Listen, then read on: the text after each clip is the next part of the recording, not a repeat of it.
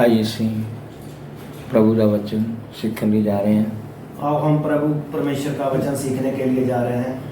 प्रार्थना करने जा रहे हैं। प्रार्थना करने के लिए जा रहे हैं।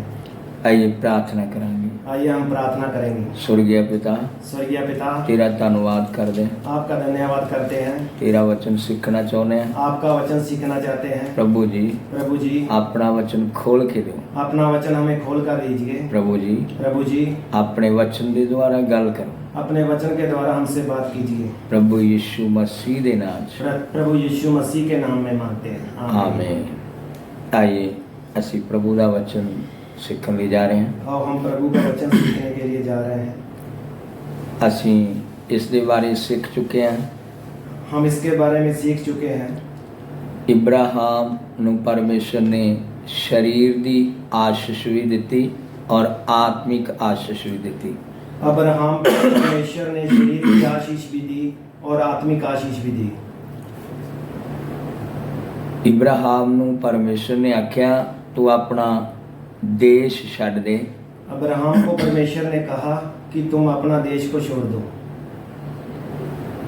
और मैं तेनू एक नवा देश दूंगा। और मैं तुम्हें एक नया देश दूंगा। उधर असीं वेख्या उस देश दे विच इब्राहिम दा छोटा जिहा घर सी।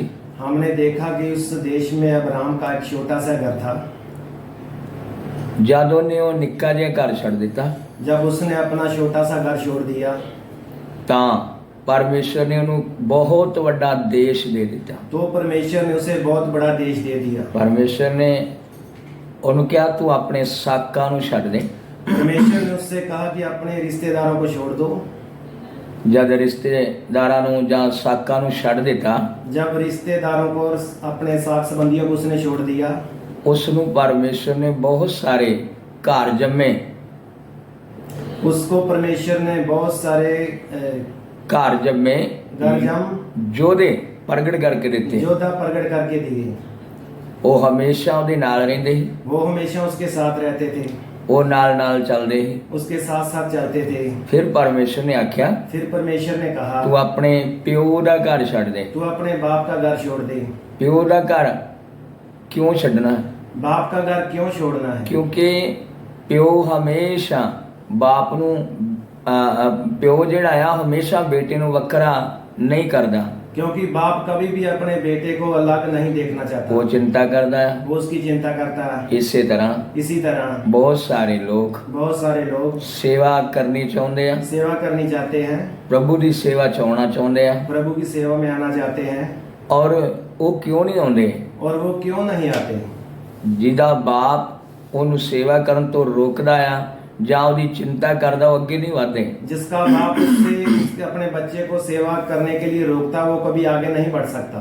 अगर वो अपने बाप दा घर छड्ड देगा, अगर वो अपने बाप का घर छोड़ देगा, उन्हें परमेश्वर दी वल्लों परमेश्वर दा घर मिल जाएगा। उसको परमेश्वर की ओर से परमेश्वर का घर मिल जाएगा। इस दे बारे असीं सीख रहे सी। इसके बारे हम सीख रहे हैं। परमेश्वर ने उसनूं एक आत्मिक बरकत इसहाक दिता। परमेश्वर ने उसको के आत्मिक आशीष इसहाक के तौर पे दी। और उन्हें अपनी समझ दे नाल इस्माइल नूं भी पैदा कर लिया। और उसने अपनी समझ और बुद्धि के अनुसार इस्माइल को पैदा कर लिया। जदों इस्माइल नूं पैदा कर लिया, जब इस्माइल को पैदा कर लिया, परमेश्वर दी योजना इस्माइल दे नाल नहीं सी। परमेश्वर की योजना कभी भी इस्माइल के साथ नहीं थी।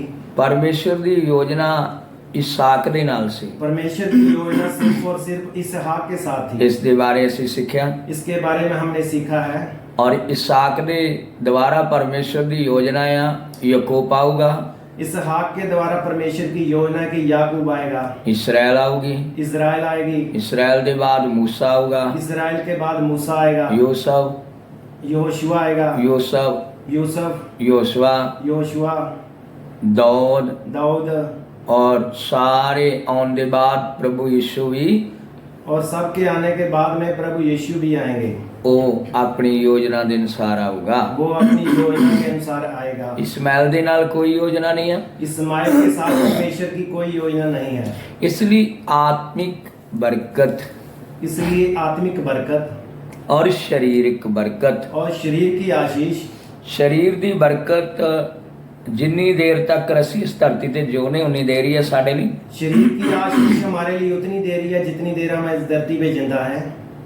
ਇਸ ਤੋਂ ਅੱਗੇ ਅਸੀਂ ਸਿੱਖ ਲਈ ਜਾ ਰਹੇ ਆਤਮਿਕ ਵਰਦਾਨ ਜੋ ਪ੍ਰਭੂ ਨੇ ਸਾਨੂੰ देने ਆ। इसके आगे हम सीखने जा रहे हैं कि जो आत्मिक वरदान प्रभु ने हमें देने हैं उसके लिए हम सीखने जा रहे हैं। आइए पहला ग्रंथिया आइए पहला ग्रंथिया ਉਹਦਾ 12 ਦੇ उसका 12 दे ਉਸਦਾ 8 ਵਚਨ ਪੜ੍ਹਾਂਗੇ। उसका 8 वचन पढ़ेंगे।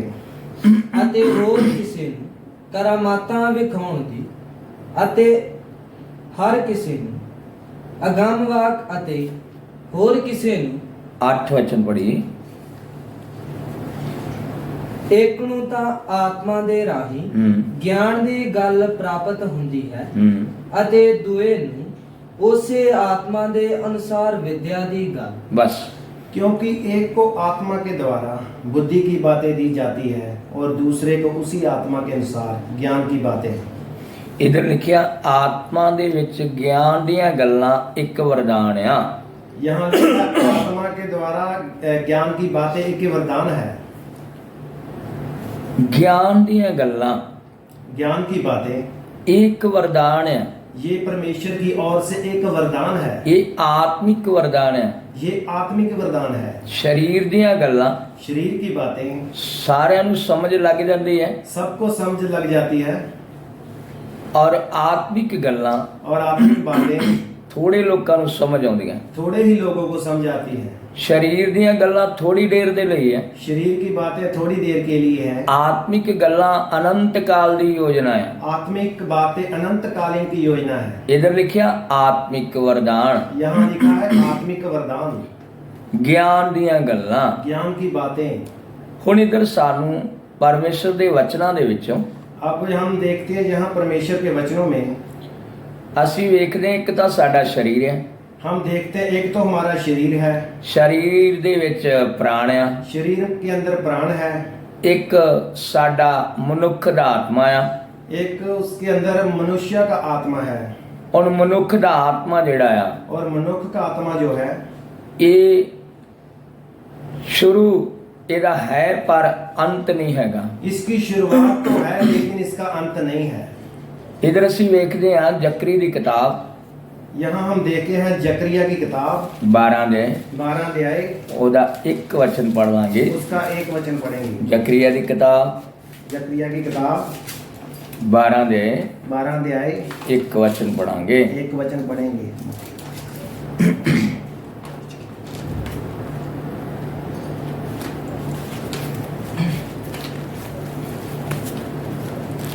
बारह। 12 ਦਾ 1 ਇਸਰਾਇਲ ਦੇ ਵਿਖੇ ਯਹੋਵਾ ਦਾ ਵਚਨ ਯਹੋਵਾ ਦਾ ਵਾਕ ਹੈ। ਹਾਂ ਜਿਹੜਾ ਆਕਾਸ਼ ਨੂੰ ਤਾਣਦਾ ਅਤੇ ਧਰਤੀ ਦੀ ਨੀਂਹ ਰੱਖਦਾ ਹਾਂ ਅਤੇ ਆਦਮੀ ਦਾ ਆਤਮਾ ਉਸ ਦੇ ਵਿੱਚ ਰਚਦਾ ਹੈ। इजराइल के विषय में यहोवा का कहा हुआ भारी वचन, यहोवा जो आकाश का तारने वाला, पृथ्वी की नींव डालने वाला और मनुष्य की आत्मा का रचने वाला है, उसकी यह वाणी है। इधर ਅਸੀਂ ਪ੍ਰਭੂ ਦੇ ਵਚਨਾਂ ਦੇ ਵਿੱਚੋਂ ਵੇਖਿਆ ਹੈ यहाँ हम परमेश्वर के वचन को देखते हैं।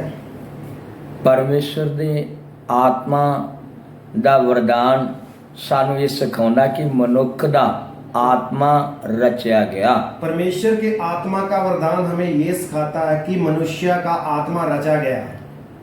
इधर ਅਸੀਂ ਪ੍ਰਭੂ ਦੇ ਵਚਨਾਂ ਦੇ ਵਿੱਚੋਂ ਇਫਸੀਆਂ ਦੀ ਕਿਤਾਬ 1 ਦੇ ਉਸ ਦਾ 4 ਵਚਨ ਵੀ ਵੇਖ ਲਾਂਗੇ। यहाँ हम देखेंगे प्रभु के वचन में से अफसिया की किताब उसका 4 अध्याय 1 वचन देखेंगे। 4 ਦਾ 1 ਦਾ 4 सॉरी 1 का 4। ਜਿਵੇਂ ਉਹਨੇ ਸਾਨੂੰ ਜਗਤ ਦੀ ਨੀਂਹ ਧਰਨ ਤੋਂ ਅੱਗੋਂ ਹੀ ਉਸ ਵਿੱਚ ਚੁਣ ਲਿਆ ਭਈ ਅਸੀਂ ਉਹਦੇ ਸਨਮੁਖ ਪ੍ਰੇਮ ਵਿੱਚ। बस इधर प्रभु ने जैसा उसने हमें जगत की उत्पत्ति से पहले उसमें चुन लिया है, उसके निमित्त प्रेम में पवित्र और निर्दोष हो।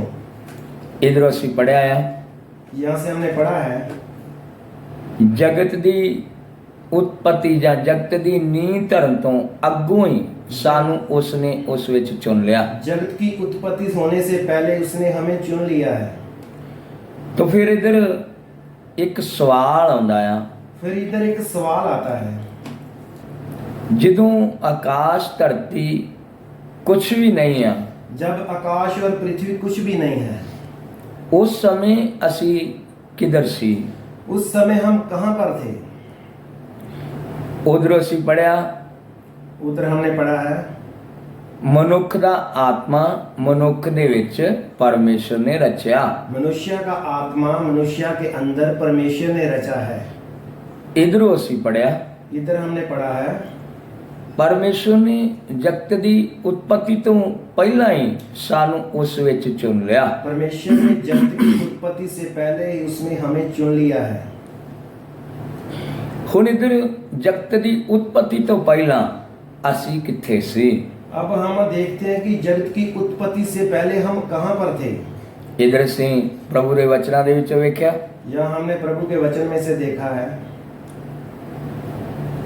ਪਰਮੇਸ਼ਰ ਸਰਵ ਗਿਆਨ ਦੇ ਨਾਲ परमेश्वर सर्व ज्ञान के साथ ਜਾਣਦਾ ਸੀ जानता था ਅਸੀਂ ਆਵਾਂਗੇ, कि हम आएंगे, ਲੇਕਿਨ ਕਿਤੇ ਵੀ ਹੈ ਨਹੀਂ ਸੀ। लेकिन किते भी कहीं भी नहीं थे। ਇਸ ਲਈ ਜਦੋਂ ਅਸੀਂ ਕਿਤੇ ਹੈ ਨਹੀਂ ਸੀ इसलिए हम कहीं थे नहीं। ਤਾਂ ਜ਼ਕਰੀਆ ਦੀ ਕਿਤਾਬ 'ਚ ਲਿਖਿਆ तो यकरिया की किताब में लिखा है ਮਨੁੱਖ ਦਾ ਆਤਮਾ ਪਰਮੇਸ਼ਰ ਨੇ ਉਸ ਦੇ ਵਿੱਚ ਰਚਿਆ। कि मनुष्य का आत्मा परमेश्वर ने उसमें रचा। ਸਾਡੇ ਆਤਮਾ ਨੂੰ ਪਰਮੇਸ਼ਰ ਨੇ ਰਚਿਆ। हमारी आत्मा को परमेश्वर ने रचा है। ਇਧਰ ਅਸੀਂ ਪ੍ਰਭੂ ਦੇ ਵਚਨਾਂ ਦੇ ਵਿੱਚ ਵੇਖਦੇ ਹਾਂ इधर हम प्रभु के वचन में से देखते हैं ਸਾਡਾ ਆਤਮਾ ਅਵਿਨਾਸ਼ੀ ਹੈ। हमारा आत्मा अविनाशी है। ਜੋ ਮਨੁੱਖ ਦਾ ਆਤਮਾ ਹੈ जो मनुष्य का आत्मा है ਇਹ ਕਦੀ ਮਰਦਾ ਨਹੀਂ ਹੈ, ये कभी मरता नहीं है। ਇਹਦਾ ਕਦੀ ਵੀ ਨਾਸ਼ ਨਹੀਂ ਹੁੰਦਾ, इसका कभी भी नाश नहीं ਇਹ होगा। ਖਤਮ ਨਹੀਂ ਹੋਣਾ। ये खत्म नहीं होगा। ਜਦੋਂ ਰਚ ਦਿੱਤਾ, जब रच दिया, ਜਦੋਂ ਤੋਂ ਚੱਲਣਾ ਸ਼ੁਰੂ ਹੋ ਗਿਆ, जब से चलना शुरू हो गया, ਇਹਦੇ ਲਈ ਜਾਂ ਤਾਂ ਅਨੰਤ ਕਾਲ ਦਾ ਸਵਰਗ ਹੈ जहाँ तो इसके लिए अनंत कालीन का स्वर्ग है, ਜਾਂ ਦੇ ਲਈ ਅਨੰਤ ਕਾਲ ਦਾ ਨਰਕ ਹੈ। जहाँ तो फिर अनंत काल का नरक है। ਇਸ ਲਈ इसलिए ਪਰਮੇਸ਼ਰ ਦਾ ਗਿਆਨ ਸਾਨੂੰ ਸਿਖਾਉਂਦਾ ਹੈ। परमेश्वर का ज्ञान हमें सिखाता है। ਇਹ ਵੀ ਇੱਕ ਵਰਦਾਨ ਹੈ। ये भी एक वरदान है। ਪਰਮੇਸ਼ਰ ਦੇ ਵਚਨਾਂ ਦੀ ਸਮਝ ਲੱਗ ਜਾਵੇ, परमेश्वर की वचनों की समझ हमें लग जाए। ਪਰਮੇਸ਼ਰ ਦਾ ਵਚਨ ਸਾਨੂੰ ਇਹ ਗੱਲ ਸਿਖਾਉਂਦਾ ਆ परमेश्वर का वचन हमें ये बात सिखाता है ਅਨੰਤ ਕਾਲ ਦਾ ਸੰਦੀਪਕ ਜੀਵਨ ਆ, अनंत काल का सदीपक जीवन है, ਅਨੰਤ ਕਾਲ ਦਾ ਨਰਕ ਦਾ ਜੀਵਨ ਆ। अनंत काल का नरक का जीवन भी है। ਅਗਰ ਅਸੀਂ ਸਰੀਰਕ ਬਰਕਤਾਂ ਲੈ ਕੇ ਖੁਸ਼ ਹਾਂ अगर हम शरीर की आशीष लेकर ही खुश हैं ਤਾਂ ਫਿਰ ਇਹ ਗੱਲ ਤੋਂ ਭੁੱਲੇ ਹੋਏ ਆ तो फिर हम ये बात को भूल चुके हैं ਕਿ ਅਸੀਂ ਆਤਮਾ ਦੇ ਦੁਆਰਾ ਕੁਝ ਸਿੱਖਿਆ ਨਹੀਂ ਆ। कि हमने आत्मा के द्वारा कुछ भी सीखा नहीं है। ਆਤਮਾ ਦੇ ਦੁਆਰਾ ਸਿੱਖਿਆ ਨੇ। आत्मा के द्वारा अगर सीखा है तो ਅਸੀਂ ਵੇਖਦੇ ਹਾਂ ਮਨੁੱਖ ਦੇ ਅੰਦਰ ਤਿੰਨ ਚੀਜ਼ਾਂ ਨੇ। हम देखते हैं कि मनुष्य के अंदर तीन चीजें हैं। ਇੱਕ ਤਾਂ ਸਰੀਰ ਆ, एक तो शरीर है, ਦੂਸਰਾ ਪ੍ਰਾਣ ਆ, दूसरा प्राण है, ਤੀਸਰਾ ਉਸ ਦੇ ਅੰਦਰ ਇੱਕ ਆਤਮਾ ਆ। तीसरा उसके अंदर एक आत्मा है। ਇਹ ਜਿਹੜਾ ਆਤਮਾ ਆ ये जो आत्मा है ਇਹ ਮਨੁੱਖ ਦਾ ਆਤਮਾ ਆ। ये मनुष्य का आत्मा ਇਹ है। ਮਨੁੱਖ ਦਾ ਆਤਮਾ ਜਿਹੜਾ ਆ ये मनुष्य का आत्मा जो है ਇਹਨੂੰ ਪਾਪ ਤੋਂ ਛੁਟਕਾਰਾ ਨਹੀਂ ਮਿਲਿਆ, इसको पाप से छुटकारा नहीं मिला, ਇਹਨੂੰ ਪਾਪ ਤੋਂ ਆਧਾਰ ਨਹੀਂ ਹੋਇਆ। इसका पाप से मुक्ति नहीं हुआ है। ਤਾਂ ਇੱਕ ਦਿਨ तो एक दिन ਇਹ ਅਨੰਤ ਕਾਲ ਦੇ ਲਈ, ये अनंत काल के लिए, ਯੁਗਾਨ ਯੁਗ ਦੇ ਲਈ युगां युग दे लिए ਨਰਕ ਦੀ ਅੱਗ ਦੇ ਵਿੱਚ ਚਲੇ ਜਾਏਗਾ। नरक की आग में चला जाएगा। ਇਹ ਗਿਆਨ ਸਾਨੂੰ ਆਉਣਾ ਬਹੁਤ ਜ਼ਰੂਰੀ ਹੈ। ये ज्ञान हमें आना बहुत ही जरूरी है। ਬਹੁਤ ਵੱਡਾ ਵੱਡਾ ਪ੍ਰਚਾਰ ਕੀਤਾ ਜਾ ਰਿਹਾ ਹੈ, बहुत ही बड़ा बड़ा प्रचार हो रहा है। ਬਹੁਤ ਸਾਰੇ ਲੱਖਾਂ ਕਰੋੜਾਂ ਲੋਕ ਇਕੱਠੇ ਹੁੰਦੇ ਆ। बहुत सारे लाखों करोड़ों लोग वहाँ पर इकट्ठे होते हैं। ਜਦ ਸਰੀਰਕ ਬਰਕਤਾਂ ਦੀ ਗੱਲ ਆਉਂਦੀ ਤਾਂ ਬਹੁਤ ਖੁਸ਼ ਹੁੰਦੇ ਆ।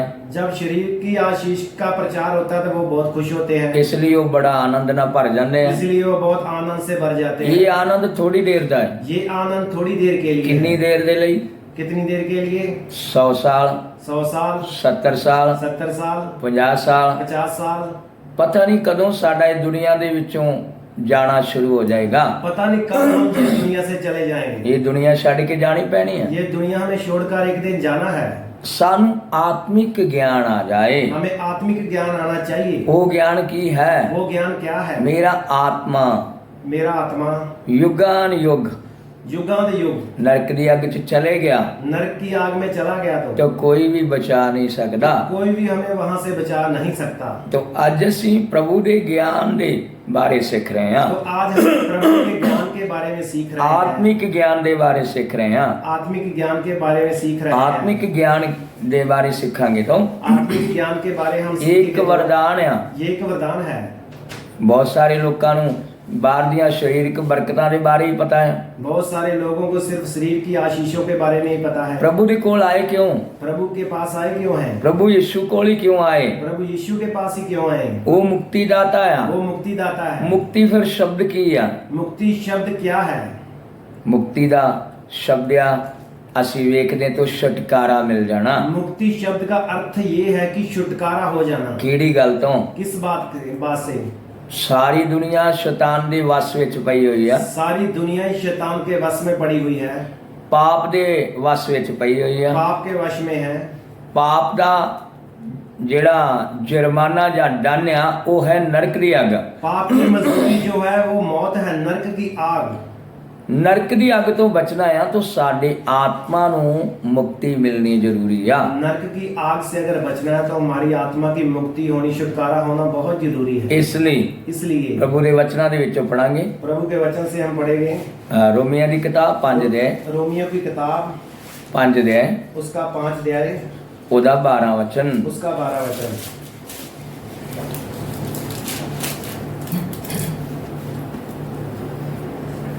ਇਸ ਲਈ ਜਿਵੇਂ ਇੱਕ ਮਨੁੱਖ ਤੋਂ ਪਾਪ ਸੰਸਾਰ ਵਿੱਚ ਆਇਆ ਅਤੇ ਪਾਪ ਤੋਂ ਮੌਤ ਆਈ ਅਤੇ ਇਸੇ ਤਰ੍ਹਾਂ ਮੌਤ ਸਭਨਾ ਮਨੁੱਖਾਂ ਵਿੱਚ ਫੈਲ ਗਈ, ਇਸ ਲਈ ਜੋ ਸਭਨਾ ਨੇ ਪਾਪ ਕੀਤਾ। इसलिए जैसा एक मनुष्य के द्वारा पाप जगत में आया और पाप के द्वारा मृत्यु आई और इसी रीति से मृत्यु सब मनुष्यों में फैल गई, इसलिए कि सब ने पाप किया। इधर ਅਸੀਂ ਵੇਖਿਆ इधर हमने देखा है ਇਹ ਪ੍ਰਚਾਰ ਬਹੁਤ ਘੱਟ ਸੁਣਾਇਆ ਜਾਂਦਾ ਹੈ। ये प्रचार बहुत कम होता है। ਇਹਦੀ ਸਮਝ ਵੀ ਲੋਕਾਂ ਨੂੰ ਨਹੀਂ ਲੱਗਦੀ। इस वचन की समझ भी लोगों को नहीं आती। ਲਿਖਿਆ ਇੱਕ ਮਨੁੱਖ ਦੇ ਦੁਆਰਾ ਪਾਪ ਸੰਸਾਰ ਵਿੱਚ ਆਇਆ। लिखा है एक मनुष्य के द्वारा ही पाप संसार में आया। ਪਾਪ ਦੇ ਬਾਅਦ ਮੌਤ ਆਈ। पाप के बाद मृत्यु आई ਮੌਤ ਸਭਨਾ ਮਨੁੱਖਾਂ ਵਿੱਚ ਫੈਲ ਗਈ और मृत्यु ने सब मनुष्यों से में राज किया। ਜਦ ਸਾਰੇ ਮਨੁੱਖਾਂ ਦੇ ਵਿੱਚ ਫੈਲ ਗਈ ਤੇ ਸਾਰੇ ਮਨੁੱਖਾਂ ਤੇ ਪਾਪ ਨੇ, ਮੌਤ ਨੇ, शैतान ने राज ਕੀਤਾ। जब मौत सब मनुष्यों में फैल गई तो उन्होंने सब मनुष्यों पर राज किया। ਇਧਰ ਅਸੀਂ ਵੇਖਦੇ ਹਾਂ शैतान ਮਨੁੱਖ ਦੇ ਆਤਮਾ ਤੇ ਕਿਉਂ ਅਧਿਕਾਰ ਜਾਂ ਹੱਕ ਰੱਖਦਾ ਆ। इधर हम देखते हैं कि शैतान मनुष्य के आत्मा में क्यों अधिकार रखता है। ਉਹਦਾ ਅਧਿਕਾਰ ਰੱਖਣ ਦਾ ਕਾਰਨ ਆ ਪਾਪ। उसका अधिकार रखने का कारण क्या है? वो है पाप। ਜਦੋਂ शैतान ਦਾ ਅਧਿਕਾਰ ਹੋਊਗਾ जब शैतान का अधिकार होगा ਤਾਂ शैतान ਮਨੁੱਖ ਨੂੰ ਨਰਕ ਦੀ ਅੱਗ ਦੇ ਵਿੱਚ ਉਹਦੇ ਆਤਮਾ ਨੂੰ ਲੈ ਕੇ ਜਾਊਗਾ। तो शैतान मनुष्य की आत्मा को नरक की आग में लेकर जाएगा। ਇਹ ਇੱਕ ਬਹੁਤ ਜ਼ਰੂਰੀ ਗੱਲ ਹੈ। ये एक बहुत ही जरूरी बात है। ਇਹਦਾ ਸਾਨੂੰ ਬਹੁਤ ਹੀ ਪਤਾ ਲੱਗਣਾ ਜ਼ਰੂਰੀ ਹੈ।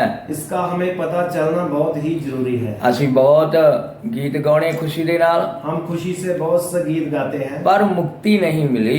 अगर मुक्ति नहीं मिली, ਮੁਕਤੀ ਮਿਲੀ ਕਿਉਂ ਨਹੀਂ ਆ? मुक्ति मिली क्यों नहीं है? ਸਾਨੂੰ ਪਤਾ ਨਹੀਂ ਆ ਮੁਕਤੀ ਚਾਹੀਦੀ ਕਿਹਦੇ ਤੋਂ ਆ। हमें पता नहीं है कि मुक्ति चाहिए किस लिए। ਮੁਕਤੀ ਚਾਹੀਦੀ ਆ ਸ਼ੈਤਾਨ ਤੋਂ, मुक्ति चाहिए हमें शैतान से, ਪਾਪ ਤੋਂ, पाप से, ਨਰਕ ਦੀ ਅੱਗ ਤੋਂ, नरक की आग से, ਛੁਟਕਾਰਾ। छुटकारा। ਇਸ ਲਈ ਇਹ ਬਹੁਤ ਵੱਡੀ ਗੱਲ ਹੈ। इसलिए ये बहुत ही बड़ी बात है। ਇਹ ਗੱਲ ਜਿਹੜੀ ਹੈ ਸਾਨੂੰ ਸਮਝ ਆਉਣੀ ਆ ਤਾਂ ये बात अगर हमें समझ में आना है तो ਅਸੀਂ ਪ੍ਰਭੂ ਦੇ ਵਚਨਾਂ ਦੇ ਵਿੱਚੋਂ ਪੜਾਂਗੇ। ਰੋਮੀਆਂ ਦੀ ਕਿਤਾਬ 6 ਦੇ 23 ਵਚਨ। हम प्रभु के वचन में से पढ़ेंगे रोमियो की किताब उसका 6 अध्याय उसका 23 वचन। ਪਾਪ ਦੀ ਮਜ਼ਦੂਰੀ ਤਾਂ ਮੌਤ ਹੈ, ਪਰ ਪਰਮੇਸ਼ਰ ਦੀ ਬਖਸ਼ਿਸ਼ ਮਸੀਹ ਯਿਸੂ ਸਾਡੇ ਪ੍ਰਭੂ ਦੇ ਵਿੱਚ ਸੰਦੀਪਕ ਜੀਵਨ ਹੈ। क्योंकि पाप की मजदूरी तो मृत्यु है, परंतु परमेश्वर का वरदान हमारे प्रभु यीशु मसीह में अनंत जीवन है।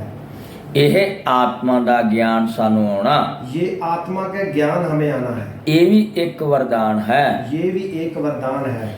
ਇਸ ਦਾ ਮਤਲਬ ਕੀ ਹੈ? इसका मतलब क्या है? ਜੇ ਆਤਮਾ ਦਾ ਗਿਆਨ ਸਾਨੂੰ ਨਹੀਂ ਆਇਆ, अगर आत्मा का ज्ञान हमें नहीं आया तो ਅਸੀਂ ਬਰਕਤ ਲੈ ਕੇ तो हम शारीरिक आशीष लेकर ਬਹੁਤ ਸਾਰਾ ਦੁਨੀਆ ਦਾ ਧਨ ਦੌਲਤ ਇਕੱਠਾ ਕਰਕੇ दुनिया का बहुत सारा धन इकट्ठा करके, ਯਿਸੂ ਮਸੀਹ ਦੇ ਨਾਮ ਤੇ ਧਨ ਬਹੁਤ ਇਕੱਠਾ ਕਰਕੇ यीशु मसीह के नाम पर बहुत सा धन इकट्ठा करके, ਇੱਕ ਦਿਨ ਧਨ ਤਾਂ ਇੱਧਰ ਹੀ ਰਹਿ ਜਾਏਗਾ, एक दिन हमारा धन तो यहीं पर रह जाएगा। ਸਾਡਾ ਆਤਮਾ ਤੇ ਪ੍ਰਾਣ ਨਰਕ ਦੀ ਅੱਗ ਦੇ ਲਈ ਚਲੇ ਜਾਏਗਾ। हमारा आत्मा और प्राण नरक की आग में चला जाएगा। ਨਰਕ ਦੀ ਅੱਗ ਤੋਂ ਬਚਣਾ ਬਹੁਤ ਜ਼ਰੂਰੀ ਹੈ। नरक की आग से बचना बहुत ही जरूरी है। ਸਰੀਰ ਦੀ ਬਰਕਤ ਮਿਲੇ ਨਾ ਮਿਲੇ, शरीर की आशीष मिले या ना मिले, ਇਹ ਸਰੀਰ ਦੀਆਂ ਬਰਕਤਾਂ ਦੇ ਪਿੱਛੇ ਜਦੋਂ ਅਸੀਂ ਭੱਜ ਦੌੜ ਕਰ ਰਹੇ ਹਾਂ, ये शरीर की आशीषों के पीछे हम जो भाग दौड़ कर रहे हैं, ਇਹ ਥੋੜੀ ਦੇਰ ਦੇ ਲਈ ਹੈ। ये थोड़ी देर के लिए है। ਆਤਮਾ ਪ੍ਰਾਣ ਨਰਕ ਚਲੇ ਗਿਆ, आत्मा और प्राण अगर नरक में चला गया तो ਸੰਦੀਪਕ ਕਾਲ ਤੱਕ ਯੁਗਾਨ ਯੁਗ ਨਰਕ ਦੀ ਅੱਗ ਦੇ ਵਿੱਚ ਤੜਫਦੇ ਰਹਾਂਗੇ। अंतकालीन के लिए हमारा आत्मा जो नरक की आग में हमेशा के लिए जलता रहेगा।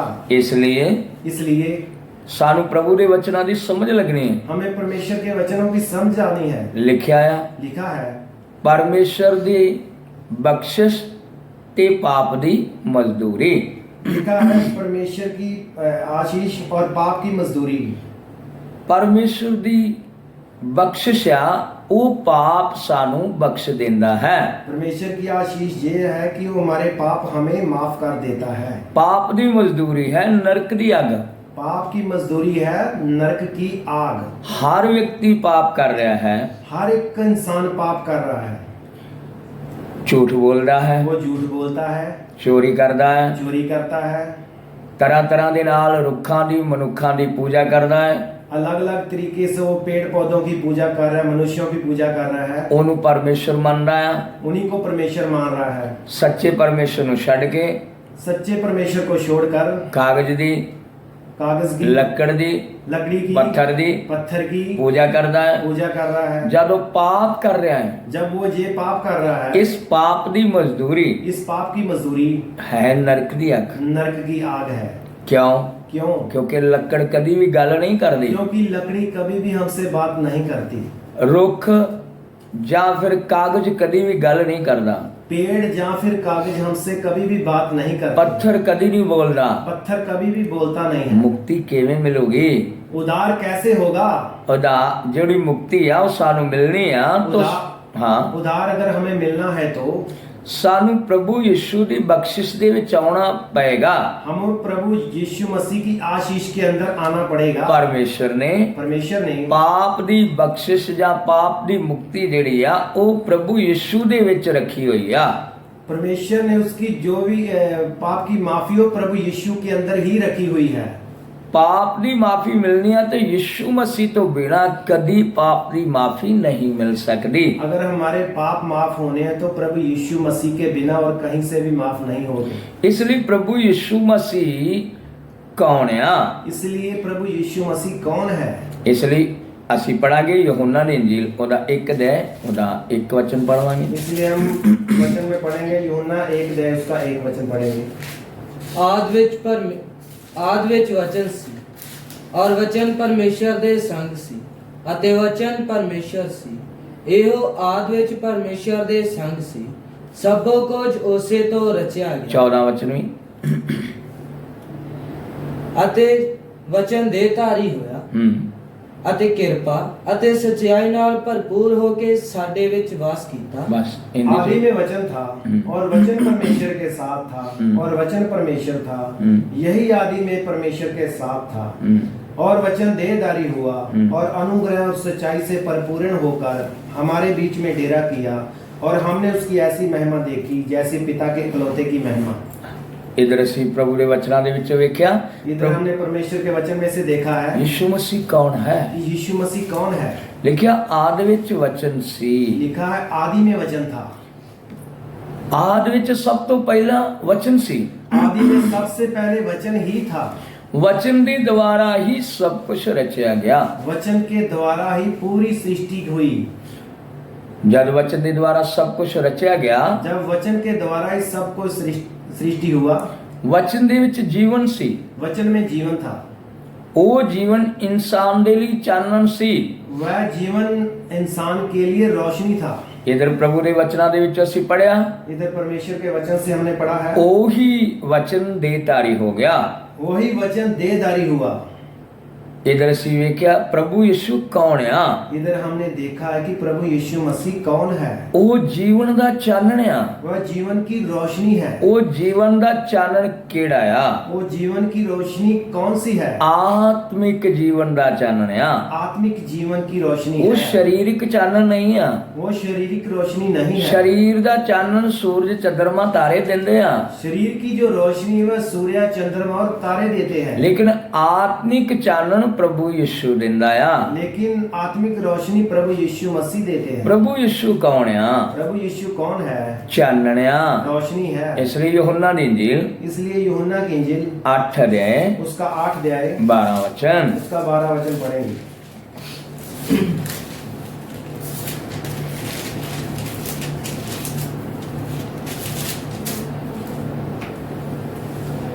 ਉਪਰੰਤ ਯੀਸ਼ੂ ਨੇ ਉਹਨਾਂ ਨੂੰ ਆਖਿਆ ਕਿ ਜਗਤ ਦਾ ਚਾਨਣ ਮੈਂ ਹਾਂ।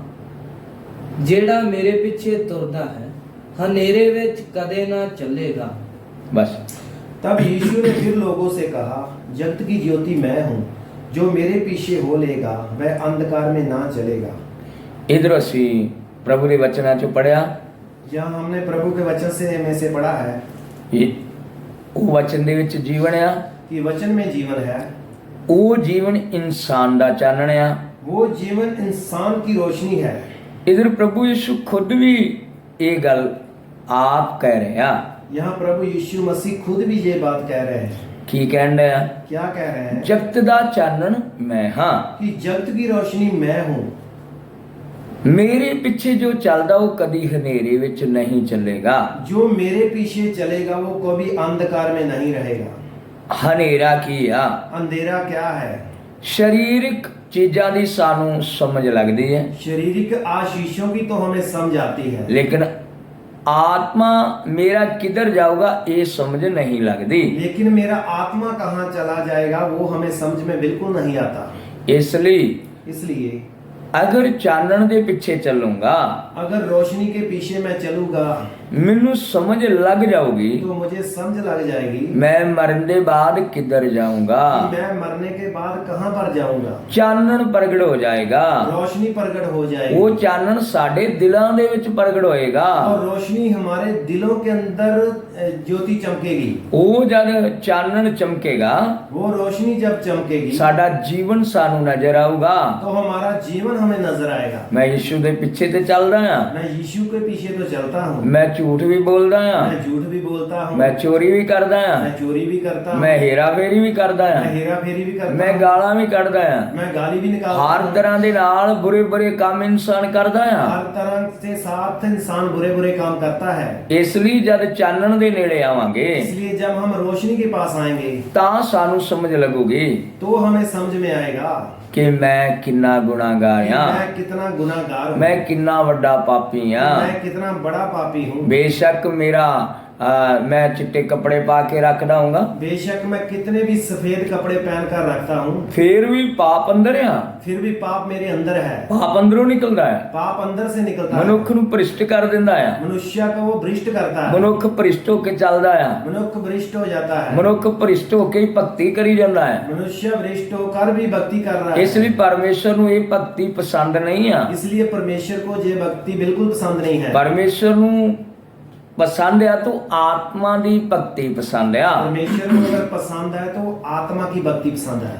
वो आत्मा दी भक्ति अहीं आत्मा ते सच्चाई नाल कर सकदे। वो आत्मा की भक्ति हम आत्मा और सच्चाई के साथ ही कर वो सकते भक्ति हैं। शुरू होगी जब मेरे पाप दा उद्धार हो गया। वो भक्ति तभी शुरू होगी जब हमारे पापों का उद्धार हो जाएगा। इसलिए प्रभु यीशु कौन है? प्रभु यीशु कौन है? जगत दा चानन है। जगत की रोशनी है। ये वचन जो ਅਸੀਂ ਸਿੱਖ ਰਹੇ ये भी इंसान दे ਲਈ चानन है। ये वचन भी हम जो सीख रहे हैं ये भी इंसान के लिए रोशनी है। इसलिए जबूरा दी किताब इसलिए वचन संहिता उसका 119 अध्याय उसका 119 अध्याय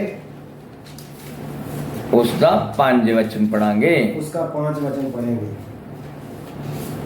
119 ਦਾ 105 ਵਚਨ।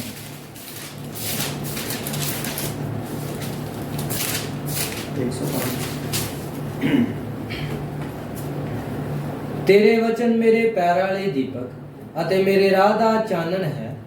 ਬਸ तेरा वचन मेरे पाँव के लिए दीपक और मेरे मार्ग के लिए उजाला है। ਇਧਰੋਂ ਅਸੀਂ ਪੜਿਆ ਆ, इधर हमने पढ़ा है, ਤੇਰਾ ਵਚਨ ਮੇਰੇ ਪੈਰਾਂ ਦੇ ਲਈ ਦੀਪਕ ਆ, तेरा वचन मेरे पैरों के लिए दीपक है ਮੇਰੇ ਰਾਹਾਂ ਦਾ ਚਾਨਣ ਆ। और मेरे मार्ग के लिए उजाला है। ਜੇ ਰਾਹਾਂ ਦੇ ਵਿੱਚ ਹਨੇਰਾ ਹੋਇਆ अगर रास्ते में ही अंधेरा हुआ ਤਾਂ ਅਸੀਂ ਜਾਣਾ ਹੋਰ ਕਿਤੇ ਆ, तो हमने जाना तो कहीं और है, ਚਲੇ ਕਿਤੇ ਹੋਰ ਜਾਵਾਂਗੇ। चले कहीं और जाएंगे। ਜਾਣਾ ਤਾਂ ਸਵਰਗ 'ਚ ਹੀ, जाना तो हमने स्वर्ग में था। ਜੀਵਨ 'ਚ ਹਨੇਰਾ ਹੋਇਆ अगर जीवन में अंधेरा हुआ तो नरक दी आग दे विच चले जावांगे, पता नहीं लगेगा। तो हम नरक की आग में चले जाएंगे और हमें पता भी नहीं चलेगा। प्रभु यीशु नु मनदे प्रभु यीशु को उद्धारकर्ता मानते हुए भी, बंदगी ते जांदे हुए भी, संगति में तो हम जाते हैं, वचन सीख रहे हैं, वचन भी सीख रहे हैं। सानू मेरी आत्मा दा ज्ञान आना बहुत जरूरी आ। हमें हमारे आत्मा का ज्ञान आना बहुत ही जरूरी है। मेरे राह चानन हो जाने आ, मेरे रास्ते रोशनी होने हैं, मेरा दिल रोशनी नाल भर जाना आ। मेरा दिल अंदर रोशनी से भरना है। तो क्यों? क्योंकि रोशनी पहला अंदर आउंदी आ, क्योंकि रोशनी पहले अंदर आती है, फिर पाप दूर हो जांदा आ, फिर हमारे पाप दूर हो जाते हैं, फिर सारे राह चानन हो जांदे आ, फिर सारे रास्ते रोशनी से भर जाते हैं। क्यों? क्योंकि चानन अगे अगे चल रहा है, क्योंकि रोशनी हमारे आगे आगे चल रही है। वो रोशनी कौन है? वो रोशनी कौन है? प्रभु यीशु मसीह। प्रभु यीशु मसीह। प्रभु यीशु जगत दा चानन है, प्रभु यीशु जगत की रोशनी है। इसलिए यीशु मसीह दे पिछे चलदियां, इसलिए प्रभु यीशु मसीह के पीछे चलते एक भी व्यक्ति नरक दी आग दे विच नहीं जाएगा।